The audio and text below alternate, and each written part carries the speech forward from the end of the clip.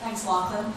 So we'll take questions at the end once we've run through the other speakers. I'd like to invite Howard Lim to the stage now from the BC Cancer Agency.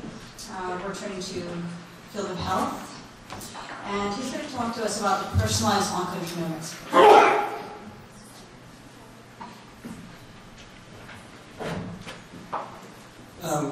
Thank you very much for inviting me to speak this afternoon.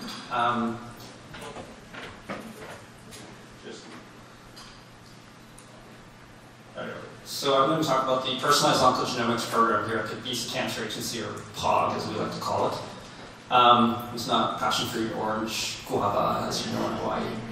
But it's looking at sequencing for cancer diagnosis and treatment. Here are my disclosure slides. I have done some consultant work for various pharmaceutical companies. And I am a simple clinician, so I'm still learning to speak genomics. So in terms of how does an oncologist or clinician select various therapies, it basically has to go through a stringent model. So we start with a preclinical model, moving on to phase 1 studies looking at toxicity, then phase 2, phase 3, efficacy and safety trials, and then based on the evidence becomes a standard of care.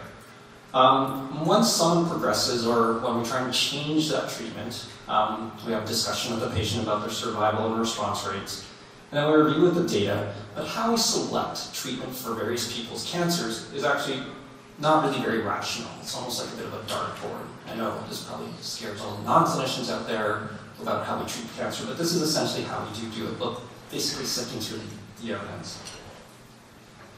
But cancer is basically a disease of unstable genomics. So can we use genomics to help guide our therapies?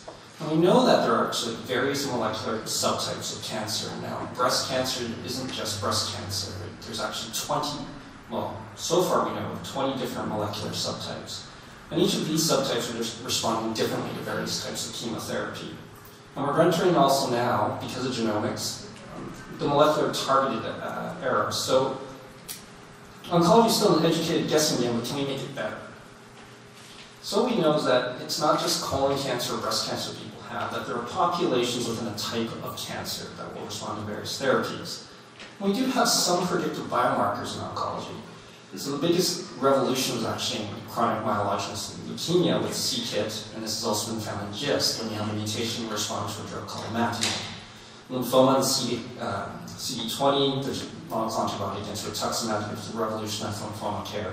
Breast cancer, there's the HER2 new pathway for trastuzumab or Herceptin.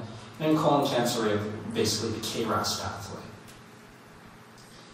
But as you can see, with genomics, and I don't tell most people in this room, the cost of actually analyzing this has really come down substantially. So now can we apply this technology to help oncologists tailor and personalize care for patients?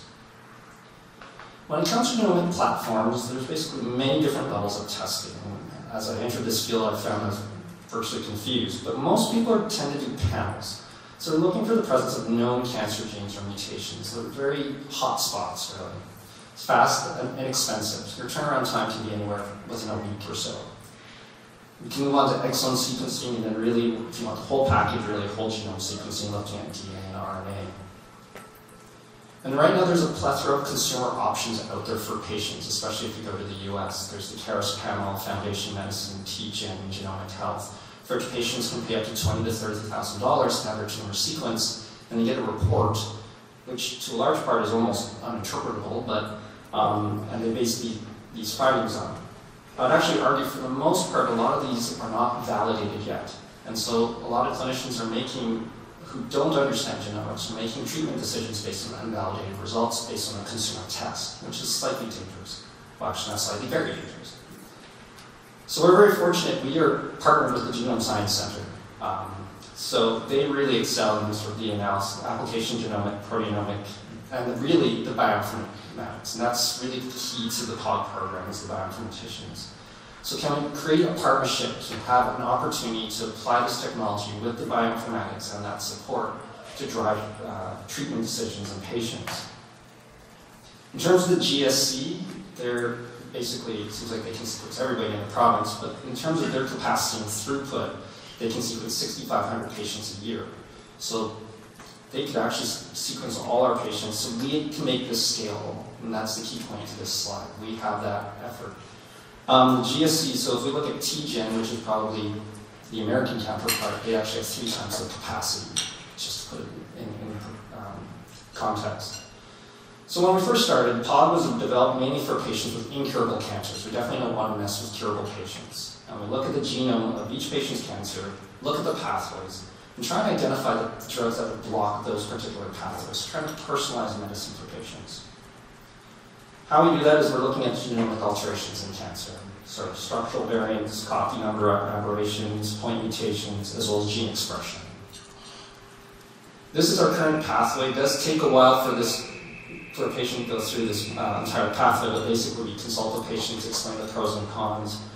We go through the archival biopsy normal. We do have a panel, just so that we can compare how whole genome sequencing compares to a panel, and then the data analysis and therapeutic recommendations. This really takes approximately 5 to 6 weeks, probably on the order of 6 weeks from receipt of biopsy to actually the final analysis and report. And what we're finding is that cancer really is an evolution in response to treatment. It does provide a biological explanation of why a specific agent works in one type of cancer and not in others. So, an example is BRAF mutants responding great to BRAF inhibitors in melanoma, but not so much in colon cancer. We're finding new pathways leading to drugs that would not have otherwise been used, and in some cases we completely change diagnosis of rare cancers. So this is to illustrate sort of one patient that was done. This is the panel information, so you get these little spots, and this is the difference between panel and whole genome sequencing. The panel just gives you 3 mutations, so people say, oh, there's a BRAF mutation, we should give a BRAF inhibitor for this. But the context is very important. This is what we get with whole genome sequencing. We get an entire pathway on a map. So my analogy for most patients is the difference is listening to your radio and hearing where the accent is versus getting that little satellite image of where all the pathways are. So in this case, actually the epidermal growth factor receptor pathway was upregulated, would have bypassed the BRAF mutation. So getting a BRAF inhibitor would not have worked in this patient. We needed to actually do dual inhibition. Another quick case was POG5. It's a 32-year-old gentleman who was thought to have a head and neck cancer and was determined to be a poorly differentiated squamous cell carcinoma. Really went through all his chemotherapy and consented to the study in 2012. And during the genomics, actually, we found a very interesting deletion in SMARCB1, which actually is a diagnosis for rare pediatric sarcoma. So this is a PET scan. Basically, it's an image which you use radiolabeled sugar. Cancer takes up the sugar and glows. The pretreatment PET on, the pretreatment PET on the right glows sarcoma type chemotherapy versus head and neck, and now you can see he's actually having a treatment response versus he never had a treatment response before. POG30 is a gentleman with non-small cell lung cancer. He had a biopsy of the node, was found to be outfusion negative. He received a whole bunch of chemotherapy, radiation, was really doing quite poorly. He had got a biopsy of the same node and was actually to find a novel mutation within ALK as well as upregulation in ROS1. So we gave him crizotinib, which is one of the approved indications. And this gentleman really was highly overexpressing in terms of where he was in terms of the TCGA. So on your right is a CT scan of the man's liver. And those dark shadows are really the liver metastasis where cancer spreads. So you can see it's quite large. And basically after only about 3 months of crizotinib, his liver lesions have all shrunk down. And he's actually been on crizotinib now for 2 years and he's doing quite well. He's virtually bedridden when he first started therapy and now he's back to his normal activities. So what does this mean for patients? We have explained to patients this is still highly experimental. And this is why this is being done as part of a clinical trial.